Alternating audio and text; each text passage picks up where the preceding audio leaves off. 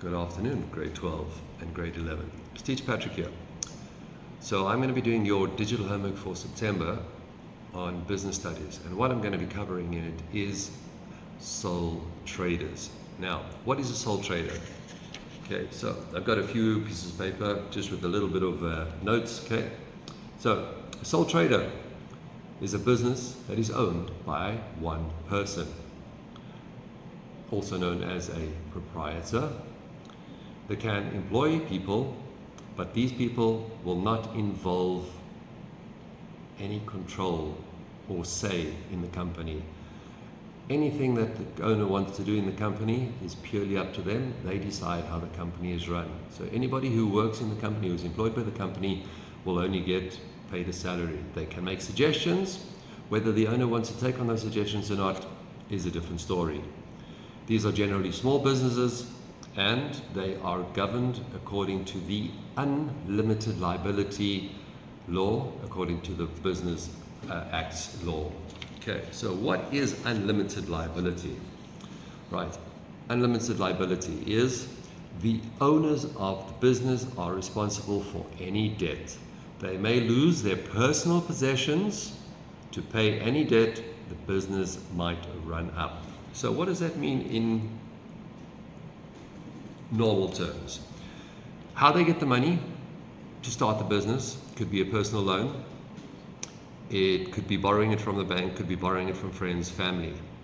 If the business runs into trouble and they need to repay back that money, and because of the Unlimited Liability Act, they will have to have their possessions attached. Okay, so it's not just the money that's going to be there. People can come back and say, well, you owe me so much amount of money, your car is worth that, I'm taking your car. So they could lose their house, they can lose their car, could lose their motorbike. Okay, so their personal possessions could be at risk. So a sole trader is at risk at losing all his or her personal belongings if the business doesn't work. Advantages of setting up as a sole trader. It's easy to do. Okay, there's no complicated forms that you need to fill out. You can make quick decisions, right? Because you're a only person, you don't need to go and make things complicated by talking to a business partner.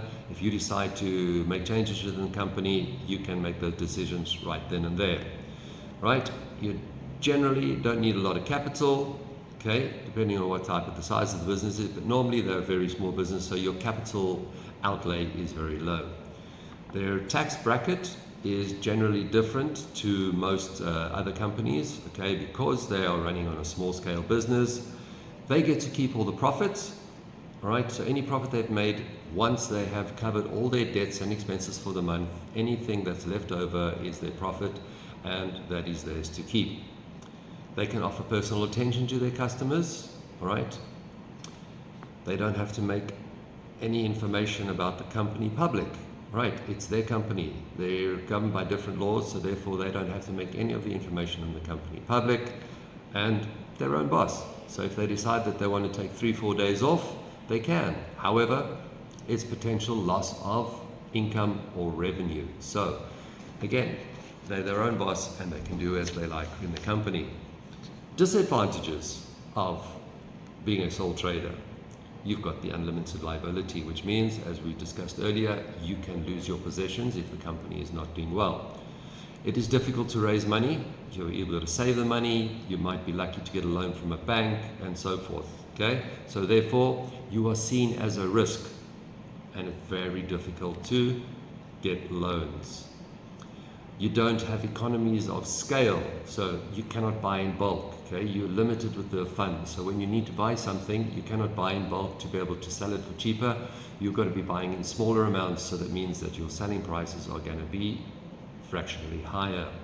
Okay, and there's no one to take over if you are sick to carry on running the business, if it's just you in the business. However, if you've got some staff, right, they can run the business for you. But if you're sick, then your business is closed and you're not going to make money and you're going to lose revenue.